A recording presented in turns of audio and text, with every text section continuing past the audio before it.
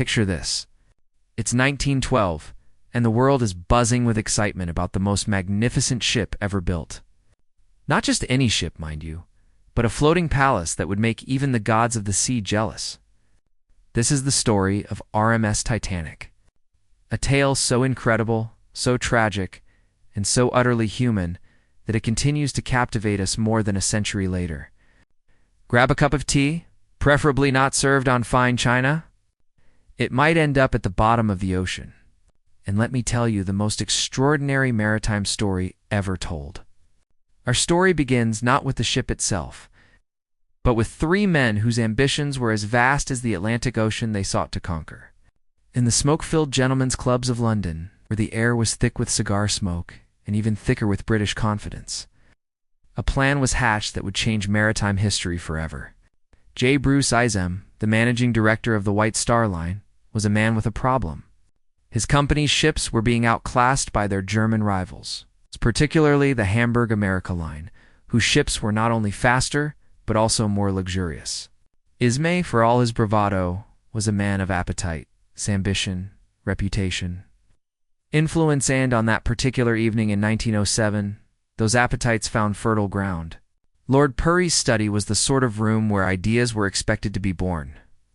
Walls smothered in blueprints, fireplace the size of a locomotive, and a great mahogany desk that looked as though it had launched empires before breakfast. Purray himself sat behind it with the relaxed confidence of a man who had, on more than one occasion, stared down impossible engineering problems and simply willed them into submission. He was the kind of figure who could gesture vaguely at a mountain of raw materials and somehow persuade everyone present that it was already a finished ship with paying customers. Aboard, Ismay leaned back in his leather chair, brandy swirling in slow amber circles. What if, he mused, we can't beat them on speed, but we can absolutely crush them on size and luxury? It was less a question than a challenge, and Lord Purray rose to it instantly. His eyes brightened.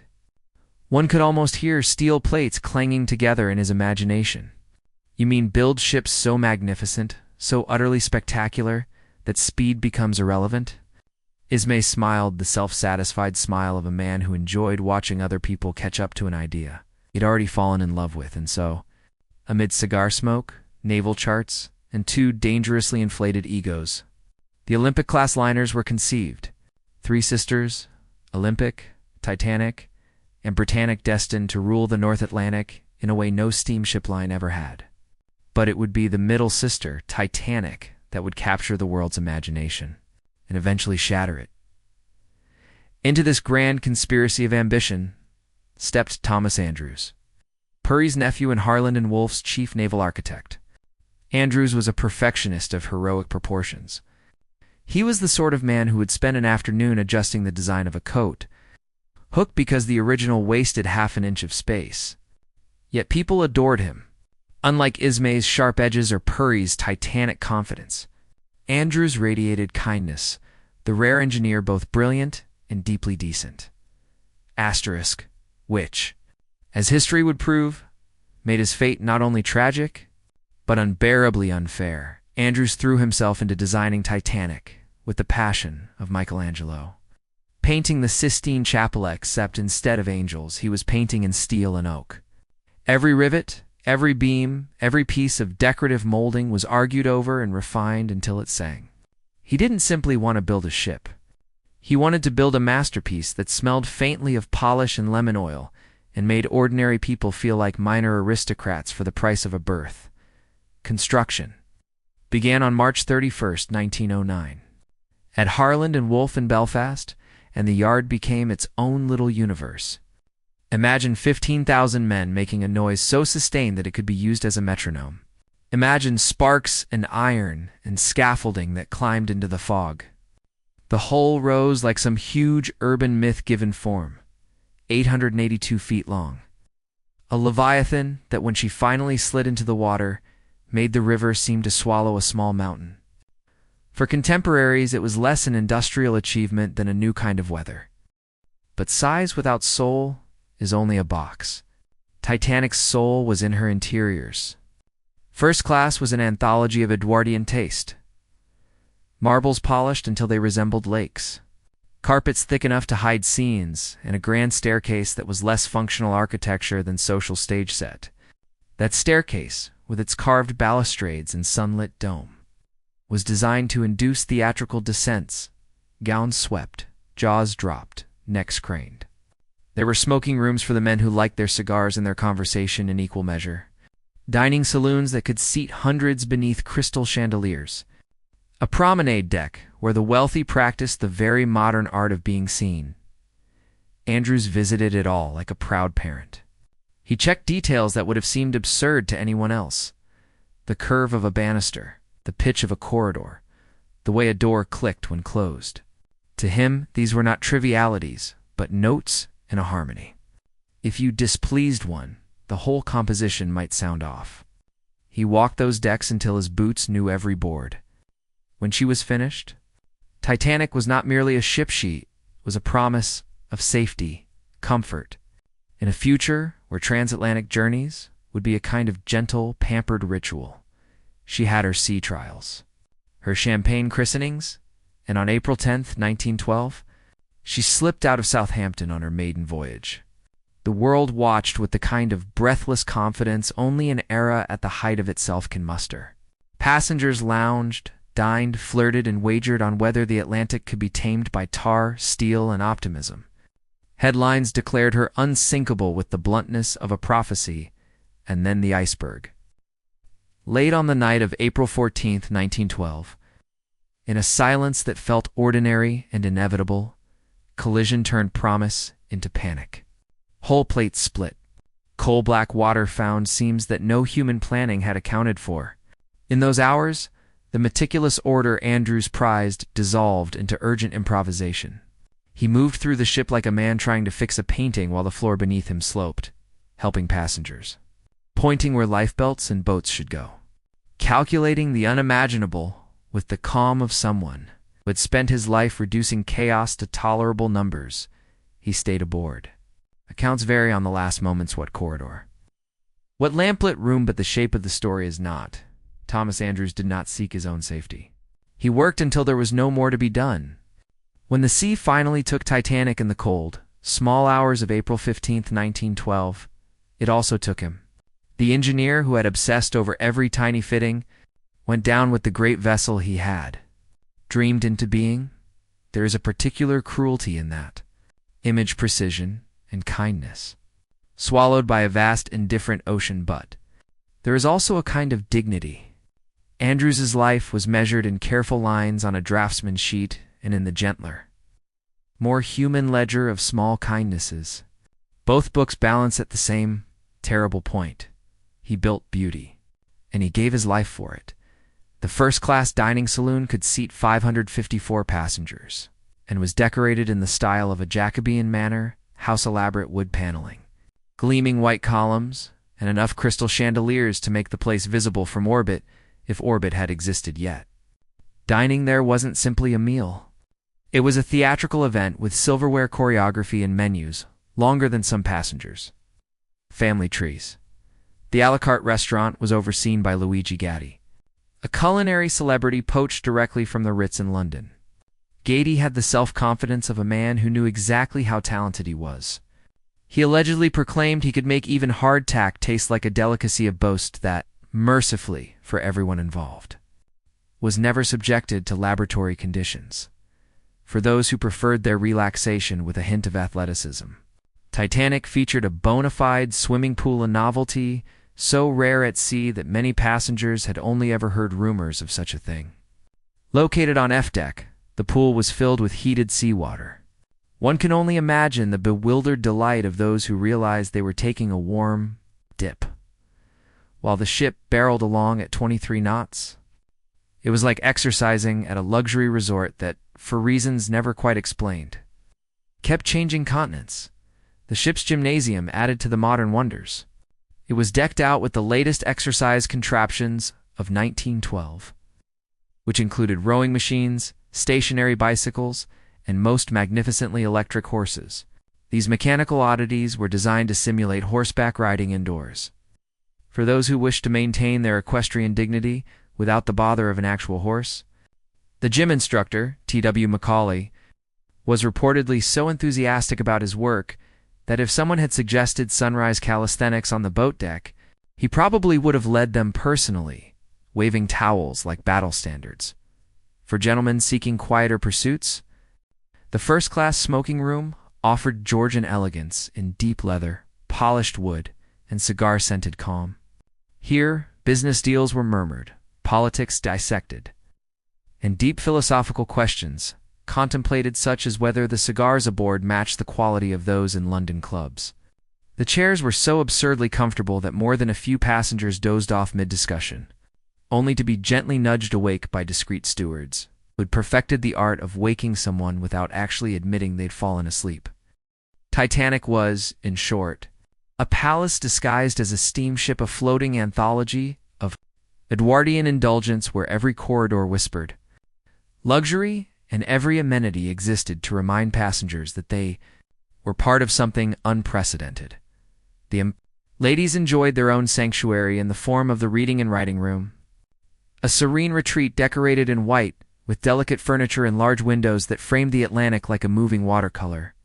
It was meant to be a quiet escape where women could write letters, read novels, chat in hushed tones, or simply gaze out at the rolling blue infinity, though preferably without dwelling too deeply on the ocean's more ominous possibilities. Given what was coming, but Titanic wasn't only about luxury. She was a triumph of modern engineering, or so everyone believed. Her hull was divided into 16 watertight compartments, separated by massive bulkheads that could be sealed at the flip of a switch from the bridge. The designers proudly calculated that even if the 4 largest compartments flooded, Titanic would still stay afloat. This impressive, and as it would turn out, disastrously optimistic feature led the Shipbuilder magazine to deem her practically unsinkable. The press, never one to resist a good headline, conveniently dropped the practically, and thus one of history's most tragic acts of hubris entered the public imagination. Her propulsion system was equally extraordinary. Titanic was driven by a combination of colossal, triple expansion reciprocating engines and a low-pressure turbine, together producing around 30,000 horsepower. To put that into perspective, that's roughly enough power to run a small city, or as one engineer quipped, enough to keep every electric horse in the gymnasium galloping merrily into oblivion. The ship's wireless telegraph system was cutting edge as well, operated by Marconi-trained wireless men. It had a daytime range of 500 miles and could reach up to 2,000 miles at night, when atmospheric conditions worked in its favor. It was the Edwardian equivalent of having full-bar 5G on the open ocean, a marvel, a comfort, and as it would turn out, a lifeline not fully appreciated until far too late. Titanic, in every sense, was built to impress, a floating city, a technological wonder, and a testament to the boundless confidence of an age convinced it had mastered nature itself. Titanic's wireless room, tucked just aft of the bridge, was operated by 2 young Marconi men, Jack Phillips and Harold Bride. Both were talented, earnest, and fiercely committed to their work. Perhaps too committed, as events would later prove. Their task wasn't just taking messages. It was maintaining the social artery of first-class Edwardian life. Dinner reservations, stock inquiries, gossip, flirtations, and the occasional business arrangement all crackled through their headsets day and night. In a sense, they were running the ship's 24/7 text message service, though with a great deal more static and far more importance. As construction entered its final months, public excitement swelled to something bordering on hysteria. Newspapers hailed Titanic as the ship of dreams, and they were not exaggerating her celebrity. Tickets for the maiden voyage became the de facto status symbol of 1912. If you weren't on Titanic, you were no one, nor at least. That's what society's glittering crowd seemed to believe. The ship was scheduled to sail from Southampton on April 10th, 1912, bound for New York. And her passenger list read like a curated gallery of early 20th century wealth and influence. There was John Jacob Astor, one of the wealthiest men in America, traveling with his young and pregnant wife Madeline. Astor was so rich and so accustomed to casually moving through the world's luxuries, that he once joked he might buy Titanic if he found her to his liking. A quip that would soon take on a tragic, knife-edged irony. Benjamin Guggenheim, the mining magnate and connoisseur of immaculate tailoring, boarded with his valet and chauffeur in tow. Guggenheim was the sort of man who could turn a walk down a corridor into a fashion statement. He famously claimed never to wear the same outfit twice, a habit that would later become a heartbreaking footnote in the ship's final hours. Isidore and Ida Strauss, co-owners of Macy's department store, were also on board. The elderly couple was universally admired for their warmth, generosity, and unwavering devotion to each other. Fellow passengers joked fondly that the two were practically attached at the hip. Where one went, the other followed, as naturally as breathing, and they were only the beginning. Aristocrats, tycoons, entertainers, adventurers, and everyday travelers filled the cabins, promenades, and dining rooms. Titanic was not merely transporting people across the Atlantic. She was carrying the hopes, ambitions, and stories of an era that believed itself invincible, a bond that would prove unbreakable even in the face of death. Margaret Molly Brown, later immortalized as the unsinkable Molly Brown, was also aboard. A Colorado socialite, with a heart as big as the Rockies and a personality twice as large. She was the sort of woman who could charm a snake, wrangle a millionaire, and probably had done both before breakfast. Fresh from visiting her daughter in Paris, she was heading home to Colorado with her usual combination of confidence, chatter, and unstoppable goodwill. Thomas Andrews, Titanic's chief designer, was on board as well. His mission: observe how his steel masterpiece behaved at sea and take notes for improvements on Britannic, the third and youngest of the Olympic-class sisters. Andrews moved through the ship with the quiet glow of a man watching his life's work breathe for the first time. He was like a proud father watching his child take its first steps. If the child in question weighed 46,000 tons and could comfortably house a small village, presiding over all of this glittering human cargo was Captain Edward John Smith, the White Star, Line's most senior and most beloved captain. Smith had earned the nickname the Millionaire's Captain, because well-heeled passengers specifically requested to sail under his command. At 62, he was planning to retire after this voyage, making Titanic his swan song. Tall, distinguished, with a dignified white beard that lent him a kind of maritime Santa Claus aura. Smith radiated calm authority simply by stepping onto the bridge. His safety record was impeccable. Over 4 decades at sea, he had earned the reputation of a man whom disaster simply refused to visit. He once famously declared that he could not imagine any condition which would cause a ship to founder in these modern times. Regarding Titanic, he added confidently, "I cannot conceive of any vital disaster happening to this vessel." It was a statement delivered with all sincerity and all the unintentional irony of a Greek tragedy waiting in the wings. Titanic had her passengers, her captain, her designer, her crew. The stage was set. The curtain was rising on the most famous voyage in maritime history. He added that modern shipbuilding has gone beyond the possibility of disaster. Words that would echo through maritime history like a warning bell no one heard in time. Titanic's crew was a blend of seasoned sailors and fresh-faced recruits eager to serve aboard the most famous vessel ever launched. Chief Officer Henry Wilde had been transferred from Olympic specifically for the maiden voyage. His steady competence considered invaluable. First Officer William Murdoch was known for his quick judgment and iron composure. Exactly the sort of man you wanted on the bridge of a Leviathan. Sixth Officer James Moody, just 24, was the baby of the officer corps. Brimming with enthusiasm, he wrote home describing Titanic as a marvel, and one gets the sense he meant it with all the earnest awe of a young man.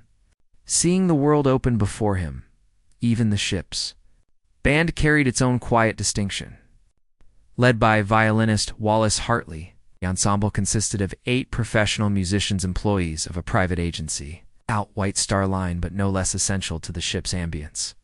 Hartley, a devout Methodist, believed wholeheartedly that music could steady any heart and uplift any soul. It was a conviction he would soon test under circumstances no musician in history had ever imagined. On the morning of April 10, 1912, Southampton buzzed with anticipation. Thousands gathered at the docks to witness the departure of the world's largest ship, technological wonder dressed in steel and grace. Titanic sat at her berth like a sleeping giant, her hull gleaming, her decks alive with final preparations.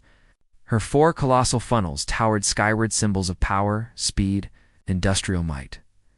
Only 3 of those funnels actually worked. The 4th was installed purely for aesthetics, because the designers felt 4 funnels made a ship look more dignified and imposing than a mere 3. It was essentially the maritime equivalent of a decorative pocket on a designer jacket. Completely useless, but fabulously stylish. And stylish, it was Titanic's profile became instantly iconic. A silhouette recognized long before she ever touched the open sea. Southampton's crowds cheered. Passengers waved. Dock workers shouted final instructions. And the band struck up a lively tune. At 12:15 p.m., Titanic began to move. The great ship stirred, breathed, and glided away from the quay, beginning a voyage that would become legend not for how it began, but for how it ended. The boarding process itself was a spectacle worthy of a theater premiere. First class. Passengers swept in like royalty, arriving in chauffeur-driven automobiles, their steamer trunks and hat boxes whisked away by an army of porters who moved with military efficiency. Second-class travelers, teachers, merchants, clergy, and professionals boarded with a mix of excitement and pride. For many, this was the finest ship they had ever seen, and they walked up the gangway with the air of people who knew they were part of something special. Third-class passengers, many of them emigrants chasing dreams across the Atlantic, gazed up at the giant hull with a mixture of awe and hope. Families clutched tightly to suitcases, holding everything they owned, the sum total of their past life neatly packed for a one-way journey to the future. Among them were the sage, family John and Annie, with their 9 children leaving England for a fresh start in Florida. The children, ranging from ages 4 to 20, were so thrilled by the adventure that they spent the first hours aboard racing around every corner they were permitted to explore. Chattering excitedly about their new life, the Anderson family from Sweden was also aboard, traveling to Canada with their 5 children. The youngest, little Selma, nicknamed Sigrid, just 4 years old, had never seen a ship before and reportedly kept asking her parents whether they were really floating on water because it didn't feel like it. For a child who'd never left land, Titanic must have seemed less like a ship and more like a magic trick. As noon approached, the preparations reached their dramatic crescendo. Titanic's whistles boomed 3 times, a thunderous bellow so deep it rattled windows all across Southampton. The great sound rolled across the harbor like a foghorn sent from Olympus.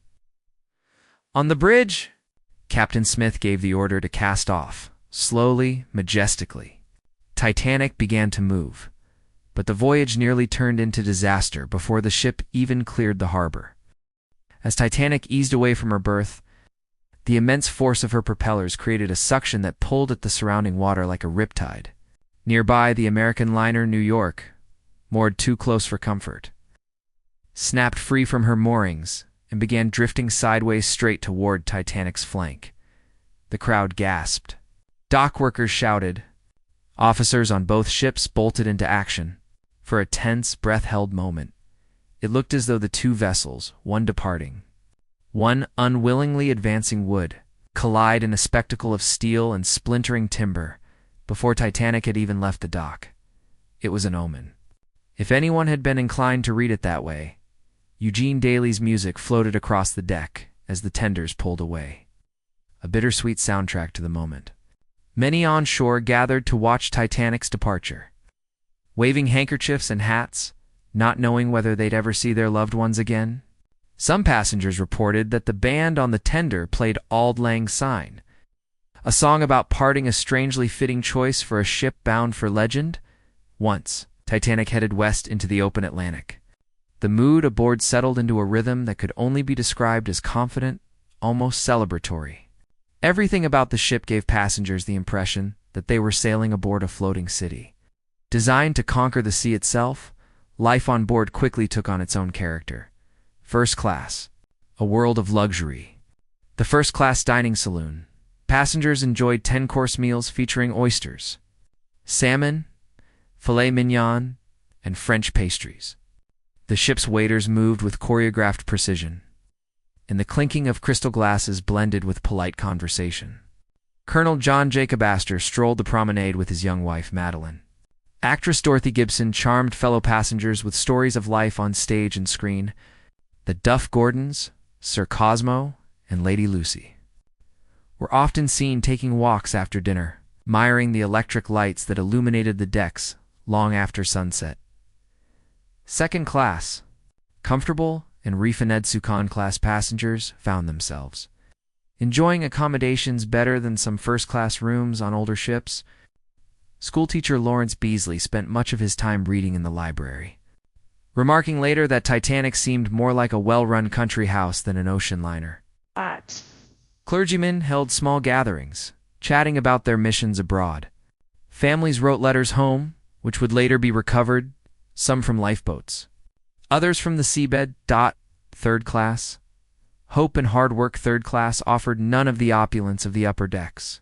But compared to other liners, it was clean, warm, and more re-equipped with proper dining areas and shared lounges. Irish, Swedish, English, and Syrian families mingled, shared meals, and swapped stories about the new lives awaiting them in the United States. Eugene Daly often played his pipes in the evenings to small but enthusiastic crowds, lifting spirits in ways no one realized they would soon desperately need at sea for the first few days.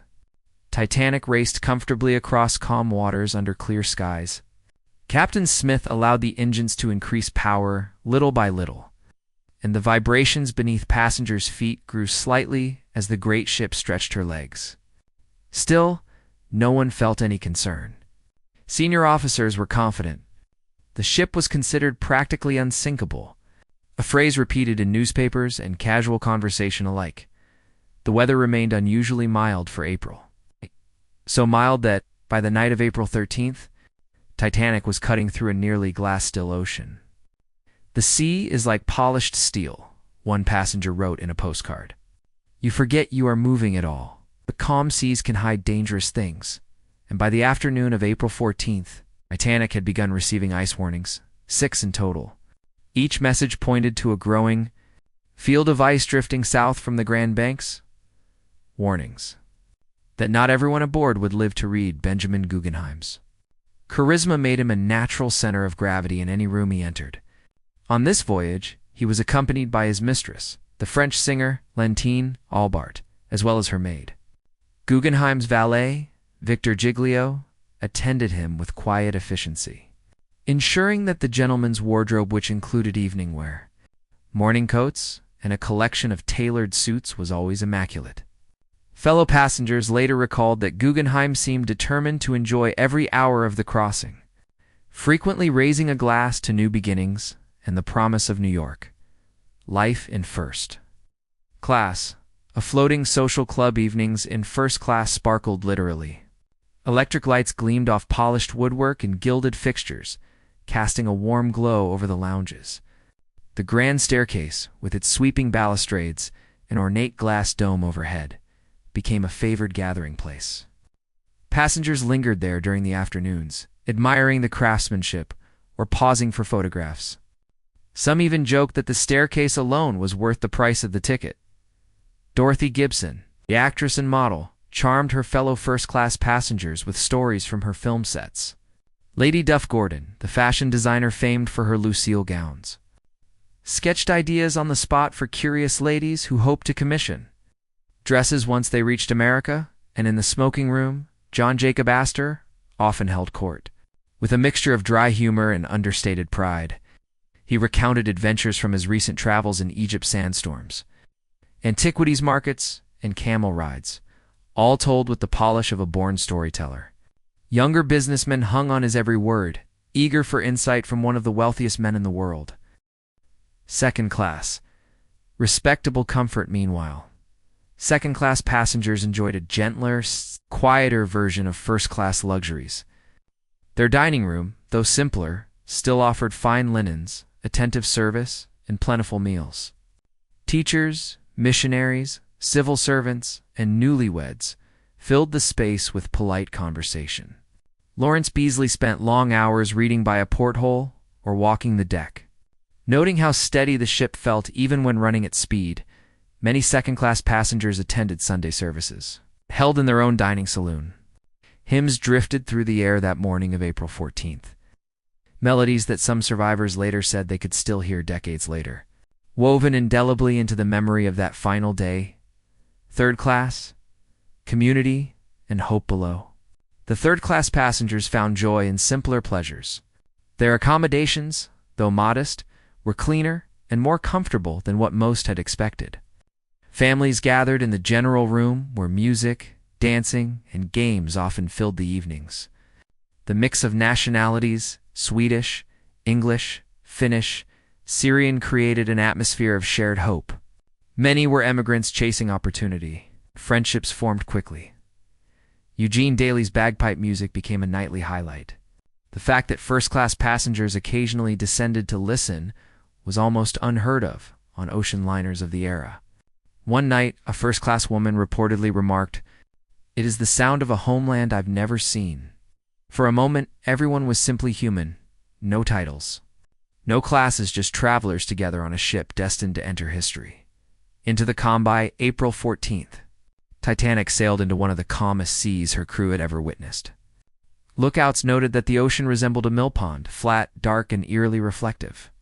Passengers strolling the decks admired the stars glittering like frost above them. The ship moved so smoothly that many remarked they wouldn't have believed they were crossing the North Atlantic at all, but that same uncanny stillness concealed danger.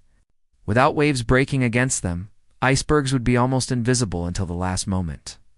Titanic continued onward, her engines driving her west at increasing speed, and though no one aboard realized it, the ship had already received multiple ice warnings that would soon collide with fate. Harry Whitner, a passionate bibliophile from Philadelphia, spent hours in conversation with fellow first-class passengers, discussing everything from art and politics to the marvels of modern technology. Among his treasures was a priceless collection of books, including a rare edition of Francis Bacon's essays that he had carefully purchased in London. Whitner dreamed of creating one of the world's great private libraries, and he spent much of the voyage meticulously cataloging his acquisitions and imagining how they would be displayed in the family mansion.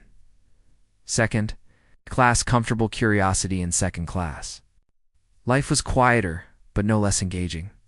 Accommodations were comfortable, meals plentiful, and the passengers a lively mix of professionals, clergy, and middle-class families.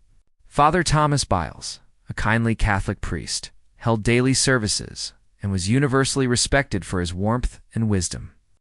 Lawrence Beasley, a science teacher and aspiring journalist, wandered the decks and engine rooms, fascinated by the ship's engineering. He spent hours speaking with crew members, asking detailed questions about engines, lifeboats, and wireless equipment. His meticulous observations would later prove invaluable in reconstructing the events of that fateful night. Third class, community, and ingenuator third-class passengers forged their own community. The general room became a vibrant gathering space, where families from dozens of countries shared stories, sang songs, and passed the time with laughter and games. Despite language barriers, friendships and bonds formed quickly, built on hope, curiosity, and the shared anticipation of a new life in America. The Sage family had claimed a corner of the general room as their unofficial headquarters. With 9 children ranging from toddlers to young adults, they were impossible to miss. Their energy filled the room, setting the tone for other families to gather, play, and share. Children raced along the decks while parents exchanged tips on American life, cookery, and housing. For many aboard, the voyage was as much about community as it was about the destination. A ship in motion as Titanic sailed steadily into the Atlantic. Her passengers settled into routines that would soon be etched into memory. Walks along the promenade, lessons in etiquette, music, and conversation all created a microcosm of life at sea. where each class lived in its own sphere yet shared the same steel hull and rolling horizon, the calm. Glassy waters reflected the ship's towering funnels and gleaming decks. Passengers gazed out at the endless expanse, sometimes pausing to wonder at the vastness of the ocean, unaware that this serene voyage would soon be interrupted by forces no one could foresee. The older sage children often acted as impromptu translators for passengers who spoke little English, while the younger ones spread joy with their boundless energy and curiosity. Annie Sage, the matriarch, naturally assumed the role of den mother for the third-class community, offering guidance, comfort, and reassurance to nervous first-time travelers. Life aboard Titanic unfolded with remarkable regularity. Each morning, passengers awoke to the gentle hum of the engines and the soft bustle of stewards preparing the ship for the day. Breakfast routines reflected social hierarchy. First-class diners enjoyed elaborate spreads of fresh fruit, pastries, and made-to-order eggs, while third-class passengers were served hearty, simple fare porridge, bread, and tea nourishing both body and hope. For many, reading the Atlantic Daily Bulletin, the ship's daily newspaper, was a cherished ritual. It contained news gathered by wireless from around the world, social notes detailing passenger activities, and updates on the ship's itinerary. For those leaving family and friends behind, the bulletin provided a comforting link to the world they had temporarily left behind. Captain Edward Smith maintained his reputation as the consummate host. He regularly appeared in first-class areas, engaging passengers in conversation, checking on their comfort, and ensuring the ship ran smoothly. Particularly attentive to the ladies, he offered his arm for deck walks and regaled them with stories from his 40 years at sea. It was a rare talent. Smith made each passenger feel like a personal guest, rather than just another fare-paying traveler. His presence exuded authority and charm, an aura of confidence that encouraged passengers to relax and fully embrace the grandeur surrounding them. On Titanic, even the routines, the meals, the walks, the newspaper, the small talk felt like part of the luxury. Carefully choreographed and carried out with elegance. Life on board seemed timeless, a self-contained world floating atop the Atlantic. Blissfully unaware of the approaching danger, the ship's officers were as professional and attentive as the passengers could hope for. First Officer William Murdoch was a constant presence on the bridge, his sharp eyes scanning the horizon with uncanny precision. He had a reputation for spotting other vessels long before anyone else, a skill that had earned him respect throughout his maritime career. Chief Officer Henry Wilde, though new to Titanic, quickly mastered the routines and won admiration from both crew and passengers for his calm efficiency under pressure. Thomas Andrews, the ship's meticulous designer, seemed to be everywhere at once, notebook in hand. He observed how his creation performed in real-world conditions with the dedication of a man sculpting a masterpiece. He timed stewards serving meals, measured vibration levels in different sections, interviewed passengers about their comfort. Andrews had an almost uncanny ability to notice the smallest imperfections, a door handle 2 inches too high, a corridor just narrow enough to make passing awkward. "Mr. Andrews," one passenger teased, "you're going to wear out your pencil before we reach New York." Andrews smiled, eyes twinkling behind his spectacles. Better to wear out pencils than to have passengers uncomfortable. Every detail matters when you're building the perfect ship. The ship's band, led by Wallace Hartley, was another constant presence, providing a soundtrack for life on board. The 8 musicians performed classical pieces, popular dance tunes, and everything in between at meals. In the lounges and on deck during fair weather, their music became the heartbeat of the ship, underscoring romance, relaxation, and celebration in equal measure. Passengers often remarked that Hartley's melodies made the steel and engines of Titanic feel almost human. The gymnasium, meanwhile, drew a steady crowd, particularly among men eager to maintain their routines at sea. The latest exercise equipment throwing machines, stationary bikes, and the infamous electric horses offered novelty and amusement alike. Gym instructor T.W. Macaulay, enthusiastic and meticulous, ensured that anyone willing to participate left both stronger and more entertained than when they arrived. Life on Titanic was a balance of precision, luxury, and human connection. Officers, crew, and entertainers worked in concert, crafting an experience that passengers believed would be unmatched on any ocean and, in their minds, unsinkable. The ship's energetic fitness instructor believed that ocean travel was the perfect opportunity to improve one's physical condition. He organized group exercises on the deck and gave personal instruction on the various machines in the gymnasium. The electric horses were a particular favorite, though several passengers admitted that bouncing up and down on mechanical steeds while crossing the Atlantic felt, at best, a little ridiculous. Still, laughter and good-natured teasing made the sessions as entertaining as they were vigorous. The swimming pool, another marvel, drew crowds of curious passengers. Many had never seen a pool on a ship before, and the idea of swimming while at sea seemed almost magical. Though small by modern standards, it was meticulously maintained and kept at a comfortably heated temperature. Swimming lessons were offered for beginners, and several passengers eagerly seized the opportunity, delighting in the novelty of paddling in the midst of the vast Atlantic. For quieter pursuits, the ship's library provided a serene refuge.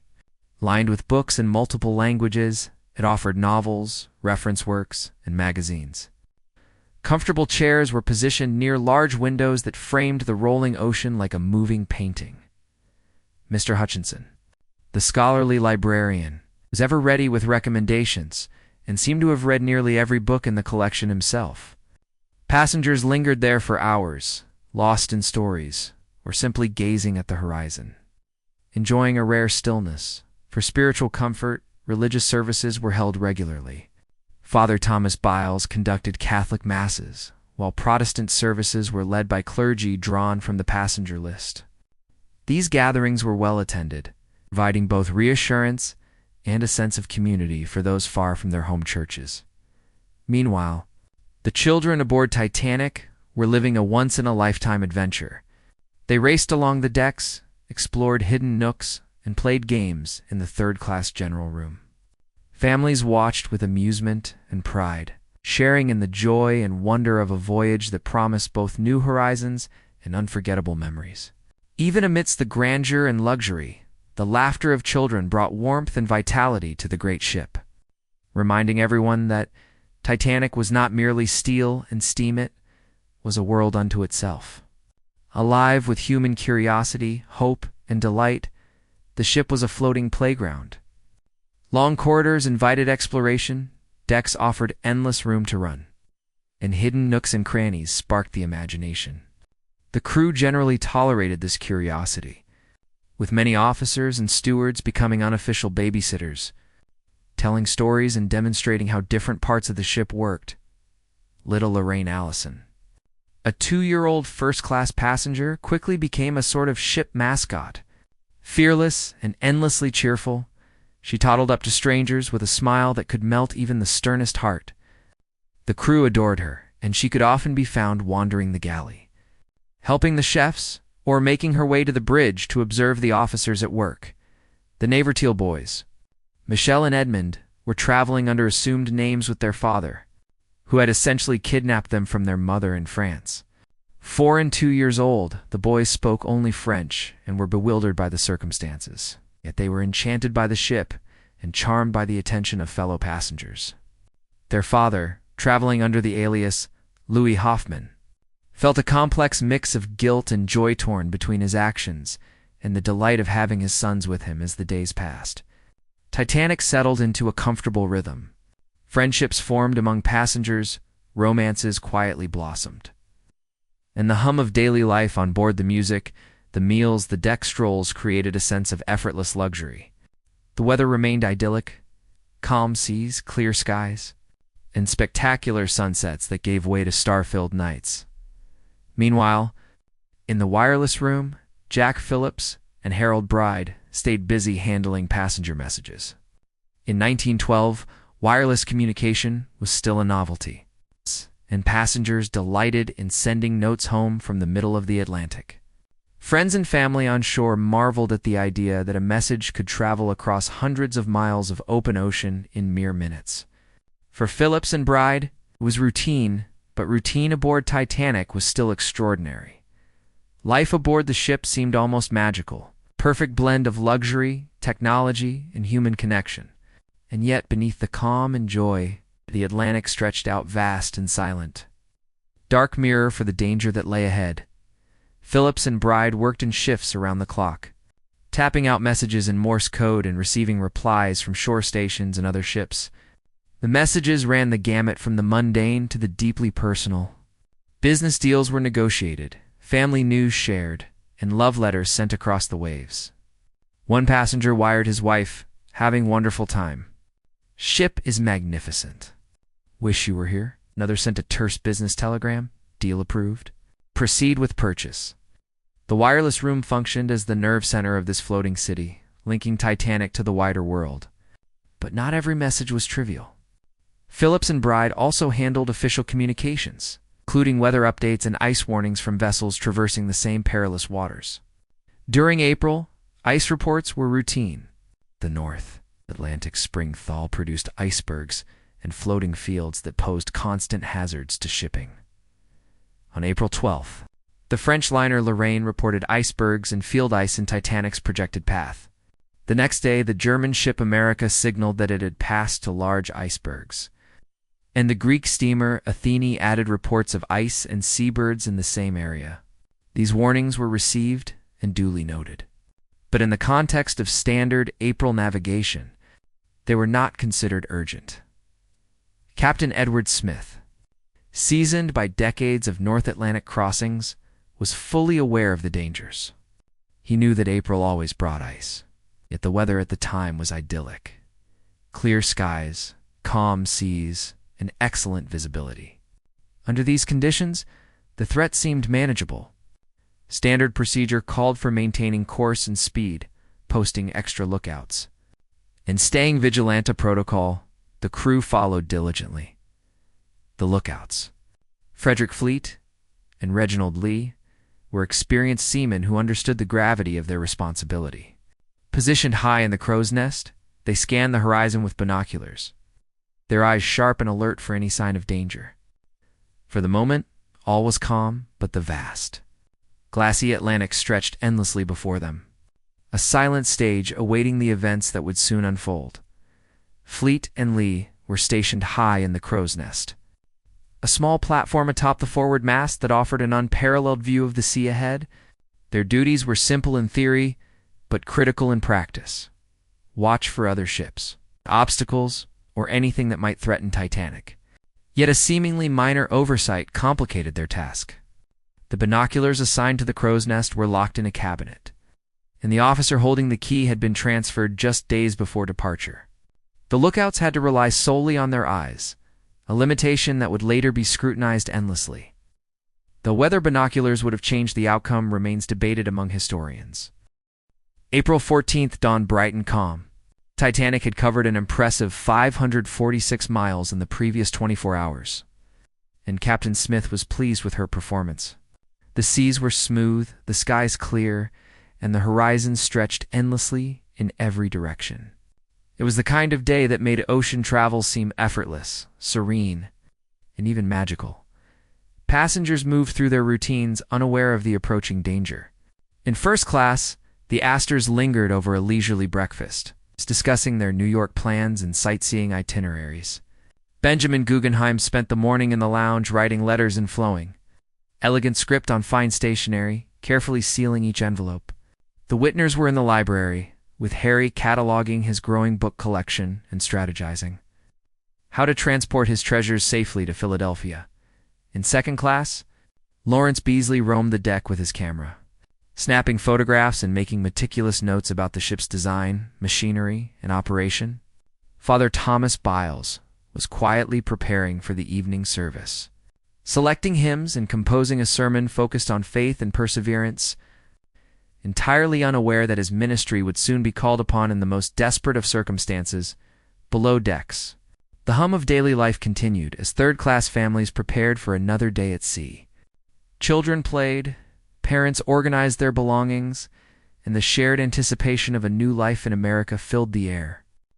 Titanic, in every sense, felt like a self-contained world, calm, orderly, and splendidly secure though beneath the surface, the North Atlantic was quietly shifting, setting the stage for the tragedy that would soon strike. The atmosphere aboard Titanic was relaxed and cheerful. Passengers looked forward to reaching New York in just 2 days, and a sense of excitement permeated every deck. Third-class passengers shared in the enjoyment. The Sage family had established a comforting routine after meals. They gathered in the general room to swap stories, play games, and plan for their new life in Florida. Eugene Daly's bagpipe music added to the warmth, playing traditional Irish airs that reminded the immigrants of home while filling them with hope for the future. The crew shared in the buoyant mood. The ship was performing beautifully, and their pride in Titanic's operation was evident. Officers maintained a vigilant but relaxed watch. Stewards moved gracefully through dining rooms and lounges, and even the stokers and engineers in the bowels of the ship felt satisfaction in keeping the enormous engines running smoothly. Thomas Andrews, ever the perfectionist, continued his meticulous inspections, filling notebook after notebook with observations. His notes ranged from the minor coat hook positioned awkwardly, a door that didn't quite close, a ventilation grate slightly undersized, to the more significant, but overall he was delighted. Titanic was performing even better than he had hoped, exceeding his expectations in nearly every way. Meanwhile, the ship's band, led by Wallace Hartley, provided a constant soundtrack for the day. Their music drifted across the decks and lounges, from classical pieces to popular dances, creating a cheerful and elegant atmosphere. Passengers lingered in lounges, strolled along the promenade, and paused to listen, caught in the comforting rhythm of a ship that seemed flawless in every detail. For a time, everything about Titanic, her engineering, her crew, her passengers, her music spoke of confidence, leisure, and the remarkable promise of a successful crossing. Yet beneath the surface, the cold Atlantic waters carried unseen hazards, and the calm, golden afternoon was only a prelude to the night that would change everything. The band played seamlessly throughout the day during meals, in the lounges, and on deck whenever the weather permitted. Their repertoire was vast, spanning classical masterpieces to the popular songs of the era. Wallace Hartley, proud of his musicians, often remarked that music was a universal language, capable of uniting people across all backgrounds and social classes. As the day progressed, the wireless operators received additional ice warnings. The steamship Coronia reported bergs, growlers, and fields of ice in the area ahead of Titanic. The Baltic noted large icebergs 5 miles south of the steamer track. The Californian reported being surrounded by ice and that she had stopped for the night. These warnings were passed along to the bridge and logged carefully, but they prompted no change in Titanic's course. Ice sightings were common in April, and with calm seas, clear skies, and excellent visibility, Captain Smith and his officers remained confident in their ability to navigate safely. The evening of April 14th was unusually stunning. The sun set in a blaze of orange and red, painting the sky and reflecting off the glassy Atlantic. Passengers gathered on deck to marvel at the spectacle, many remarking that they had never seen a sunset so breathtaking. The air was crisp and clear, with a gentle breeze that made the evening refreshing rather than chilly. Dinner that night in first class was a feast befitting the grandeur of Titanic. The menu stretched across 11 elaborate courses, featuring oysters, consomme, poached salmon, filet mignon, roast duckling, and elaborate desserts. The wine list was exceptional, showcasing fine French champagnes and vintage selections from renowned vineyards. The dining room buzzed with conversation and laughter, punctuated by the delicate clink of crystal glasses. Guests reveled in the elegance of the evening, entirely unaware that the night would soon take a dark and tragic turn. The Astors dined at the captain's table, alongside other prominent passengers. Conversation ranged from business and politics to travel and social gossip. Captain Edward Smith, in high spirits, regaled his guests with stories from his long and storied career. He expressed his satisfaction with Titanic's performance, noting how smoothly she sailed and how impressed he was with the crew. Several passengers toasted to his distinguished career, aware that this would be his final voyage before retirement. Meanwhile, in the a la carte restaurant, Benjamin Guggenheim hosted a small dinner party for friends he had made during the crossing. The conversation was lively and sophisticated, touching on art, literature, and the latest technological innovations. Known for his wit and charm, Guggenheim entertained his guests with anecdotes, clever observations, and a playful elegance that kept the evening sparkling in second class. The dining room was festive in a more relaxed, communal way. Families shared tables, and conversation flowed freely among strangers who would become companions during the voyage. Father Thomas Biles offered grace before the meal, and his words seemed to extend beyond the food itself, encompassing the entire journey and the hopes of everyone aboard. Third class. Passengers enjoyed a simpler but equally spirited evening. The fare was hearty, the atmosphere warm and convivial. Children darted between tables, laughing and playing games, while adults exchanged stories of their homelands and shared plans for the future in America. Laughter, song, and the rich scent of cooking mingled, creating a sense of community that transcended class divisions. One of the many small joys of life aboard the magnificent ship, the third-class general room buzzed with life. A symphony of multiple languages as passengers tried to communicate with gestures, smiles, and laughter when words failed. After dinner, evening entertainment began in earnest across all classes. In first class, passengers gathered in the lounge for coffee, liqueurs, and conversation. Some played cards, others wrote letters or read, and many simply enjoyed the company of fellow travelers. The atmosphere was relaxed, sophisticated, and filled with the gentle hum of refined conversation. The ship's band, led by Wallace Hartley, provided a melodic backdrop. Performing classical pieces and popular tunes alike, they took requests, subtly adjusting their repertoire to suit the room's mood.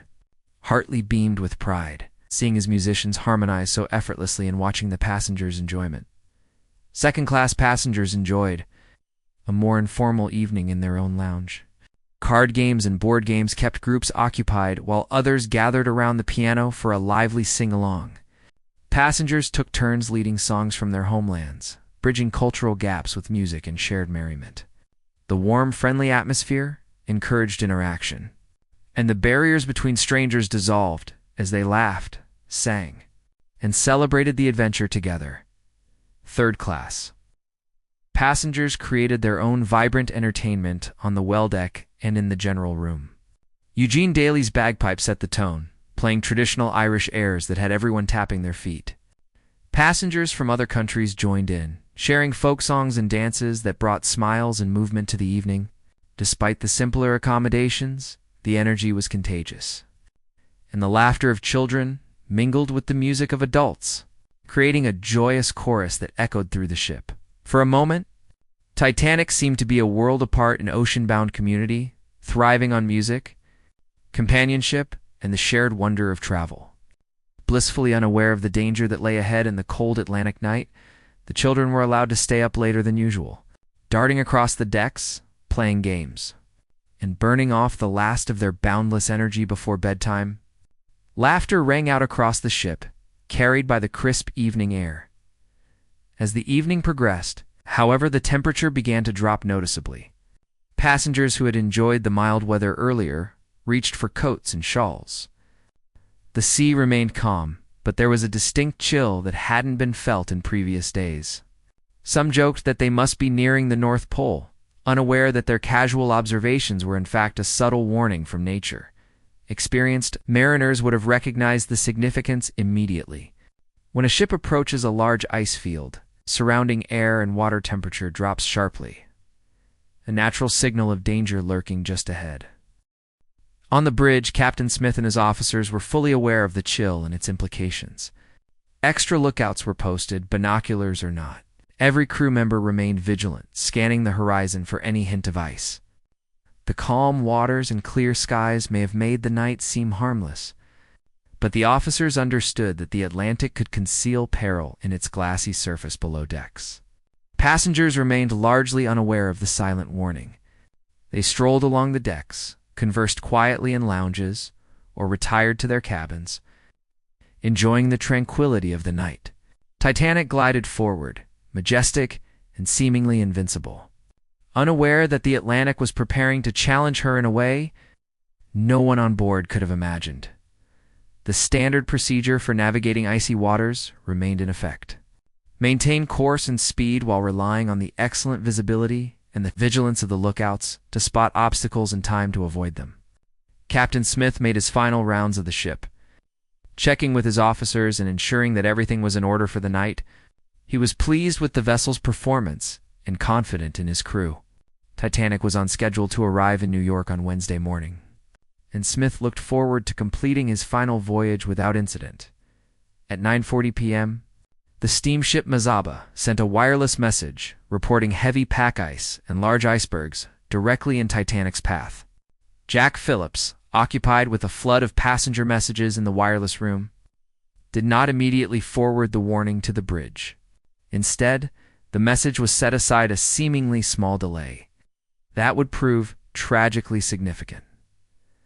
By 10:30 p.m., the nearby ship Californian sent another warning.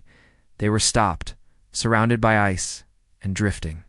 Phillips, still absorbed in passenger traffic, brusquely cut off the operator with a sharp "Shut up. Shut up.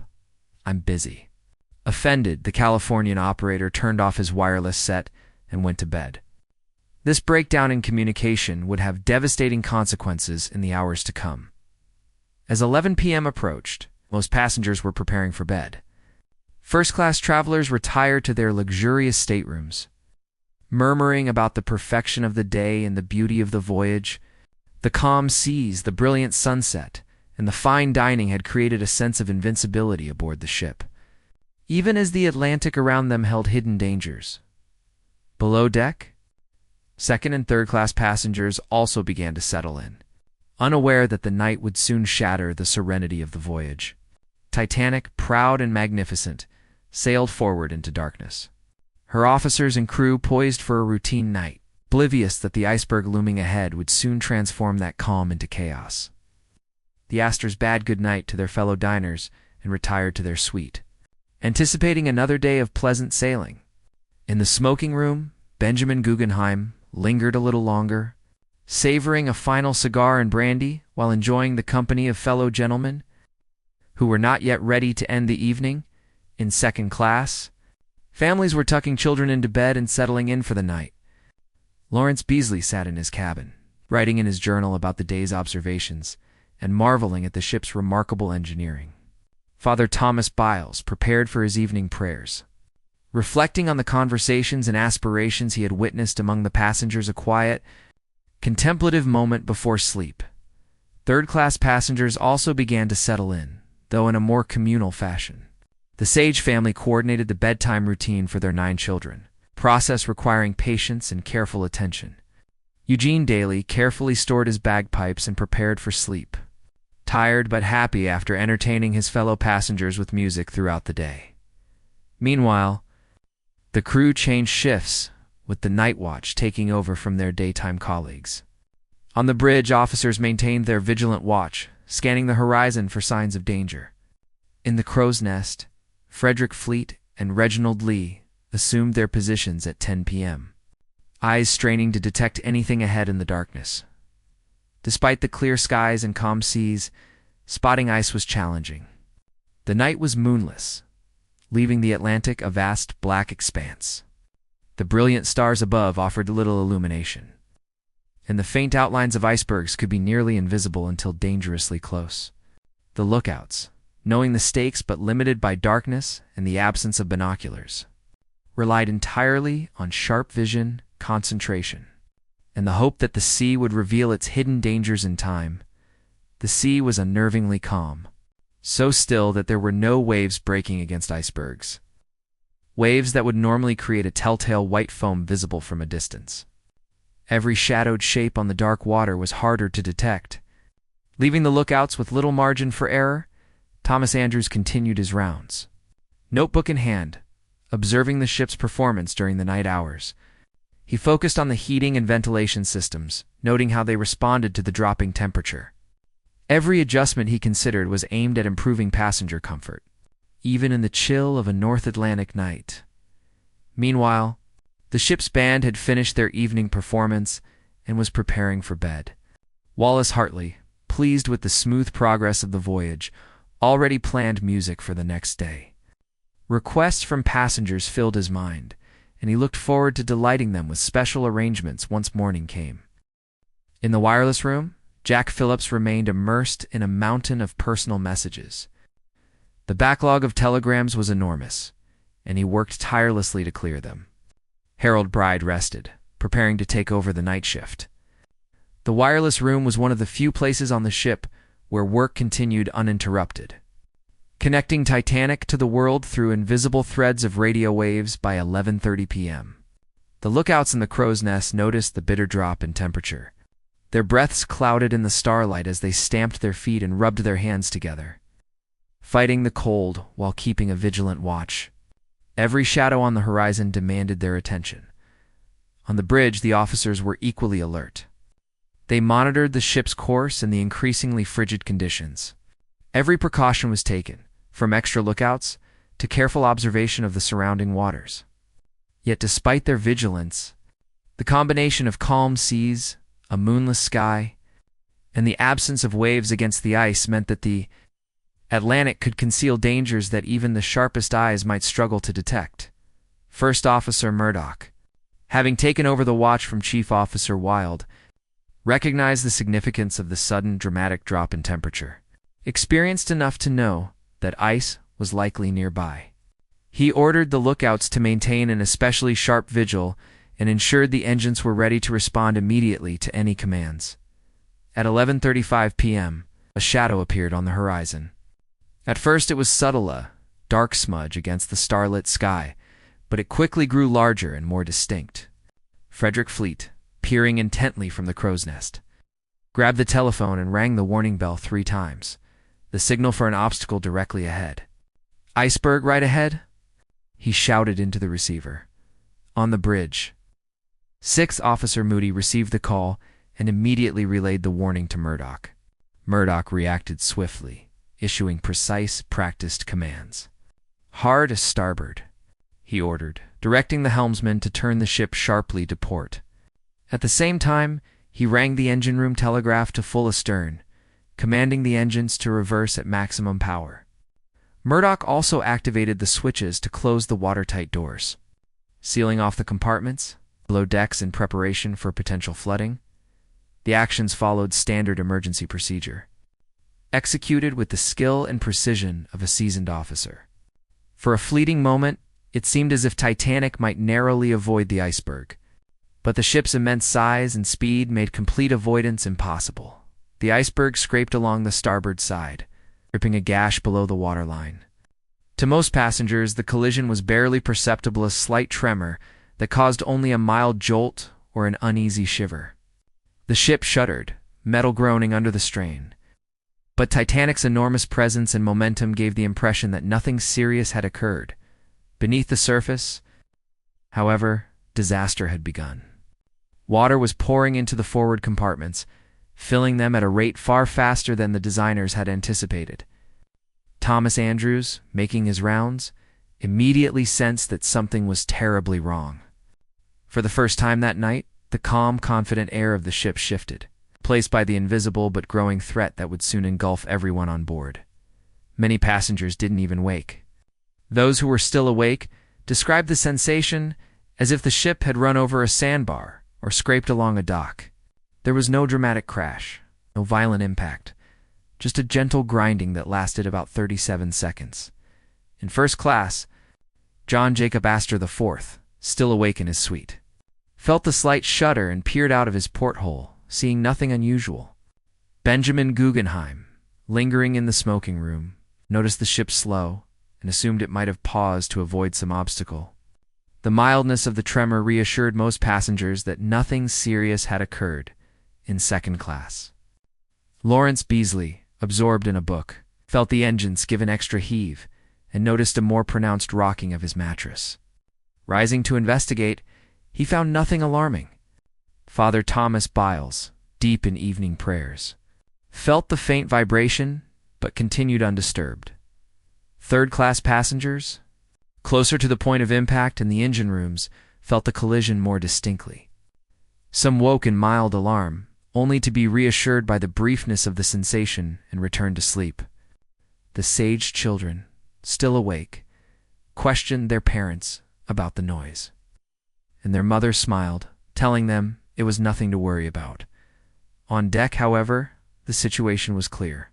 Crew members moving about for their night duties noticed the subtle but unmistakable tilt of the ship's forward decks. The temperature drop in the air and the unnerving silence of the water heightened their unease. Officers and experienced sailors exchanged quick glances, knowing instinctively that Titanic had encountered something serious, even if the passengers below remained blissfully unaware. Beneath the calm surface, the iceberg had breached the hull, tearing open compartments designed to hold the ship safely afloat. Water began to pour in, initially slowly, but with a speed that would soon overwhelm the bulkheads. The seemingly gentle scrape was only the opening act of a disaster that would escalate far beyond anyone's expectations. Chunks of ice from the iceberg littered the forward well deck. Some curious passengers, unaware of the danger beneath the hull, began picking up pieces, tossing them like snowballs, and marveling at the novelty of ice in the middle of the Atlantic. "Look at this," one passenger called out, holding a jagged shard high. "Free ice for everyone's drinks?" Laughter echoed across the deck, a fleeting moment of levity that would vanish in the hours to come.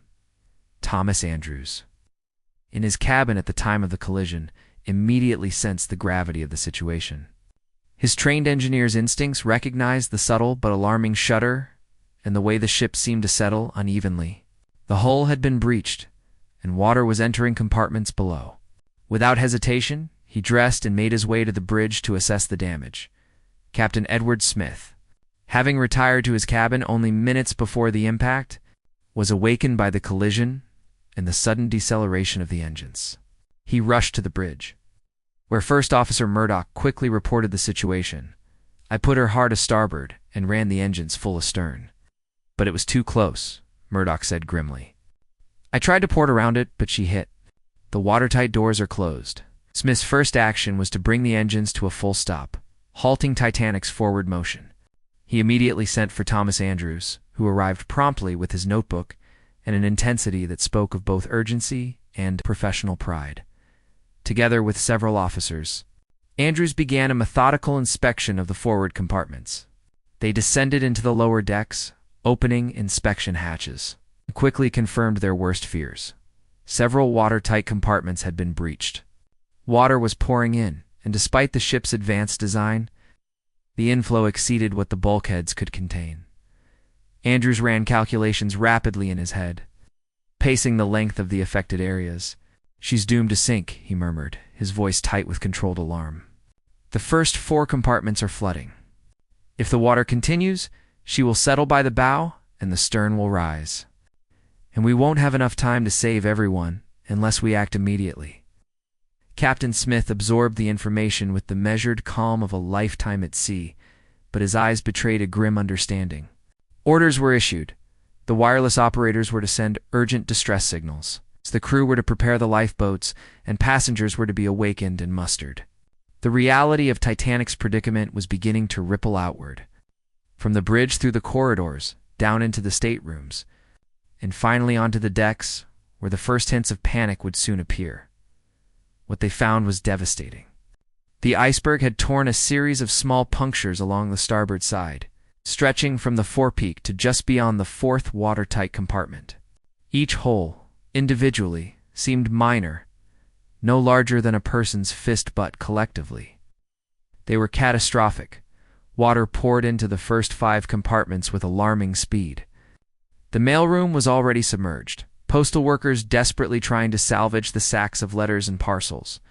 The squash court on G-deck filled rapidly, its polished floor slick and treacherous.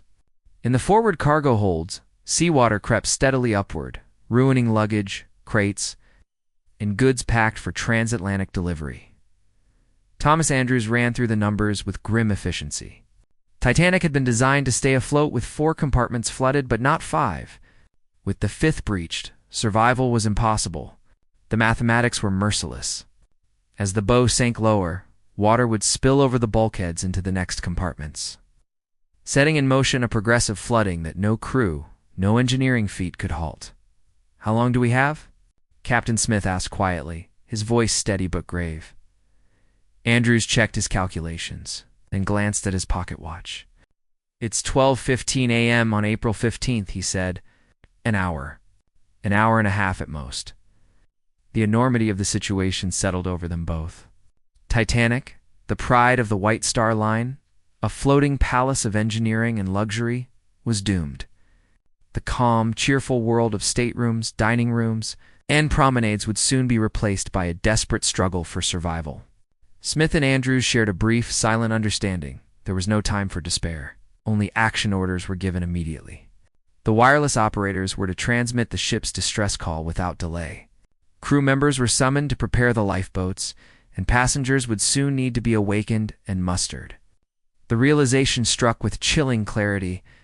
Titanic's final hours had begun. Crew and passengers aboard Titanic had little time to comprehend the scale of the disaster. With roughly 2,200 people on board, and lifeboats for only 1,178. It was immediately clear that even under ideal conditions, there would be casualties numbering in the hundreds. Captain Smith's first and most urgent priority was communication. He ordered the wireless operators to transmit distress signals immediately. Jack Phillips, who had been preparing to end his shift, suddenly found himself at the center of a maritime emergency, sending the most crucial messages of his career. At 12:15 a.m., the first distress call was sent. Using CQD, the International Distress Signal, and Titanic's call sign, MGY, Phillips repeated the message continuously, hoping a nearby ship could respond in time.